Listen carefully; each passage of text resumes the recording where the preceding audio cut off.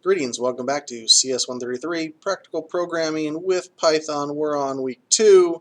This is lesson comparing values. So remember, last lesson was about logic, just the very basics, the if statement, syntax, and how it works, and then what Boolean is. We are now going to move a new level and then show you how you can compare values to also get these Boolean expressions, these true or false statements that you can put into an if statement. So if we go ahead and look at our objectives, we want you to understand how to compare values using an if statement. And comparing values and success criteria, you'll be able to demonstrate comparing values in a Boolean expression. Of course, again, that whole understanding what a Boolean expression is. Let's first start with this concept of x equals 1, right? In math, x equals 1. But this is not math class. As I pointed out many times, this sets x to 1, right? So x is a name for a memory position, and you are storing 1 in it, right? You are setting 1 to x. Now, in this case over here, when you have two equal signs, you're comparing, right? 1 is to set, 2 is to compare. So if x is indeed set to 1, 1 is equal to 1 would be true. If x was not 1, then this would be false. So let's look at that right here in the code. So we have set x to 1. If x is equal to 1, remember the if statement, if whatever you're evaluating, colon, indent, and this code will execute if it's true, and we can see that x is equal to 1 because x was set to 1. If I set it to 2 and run it again, and this statement is no longer true, so therefore this does not print. 2 does not equal 1, so this would essentially be the same as saying false. Remember the capital F, right? So this is essentially the same as saying false when you evaluate that code. Now we can do more. We can do less than, we can do greater than, we can do less than or greater than, and just notice that that is the less than sign followed by an equals. So less than or equal, and you'll notice that there is no math less than or equal sign. We got the less than sign over a dash.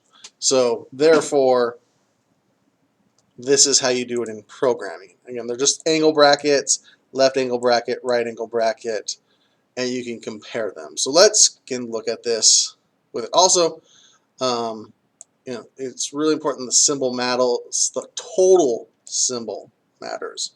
So this can come back to get you. I've seen students with using the wrong symbol, and basically what that means is if we do this, x is equal to 1. It's not greater than 1. It's not less than 1. However, it is greater than or equal to 1 because of the equal point, right? So it is greater than or equal to 1, and then of course it is actually equal to 1. And this is where students kind of get, because sometimes they don't actually want that. They're like, well, 1's not greater than 1. Yes, but you put greater than or equal to, so therefore it is. So that's one spot you get caught. But we can go through this again and do 2. And if you look at it, go ahead and pause the video when I say so, but you're going to look through this real quick and then kind of analyze what's going to print true over here. So go ahead and pause. All right, welcome back. Hopefully you see 2 is greater than 1, so I'll print this. 2 is not less than 1, so it won't print this. It is greater than or equal to 1, so I'll print this. It's not equal to 1 anymore, so all we're going to get is this one and this one now. So let's run that, and those are the 2 that we got.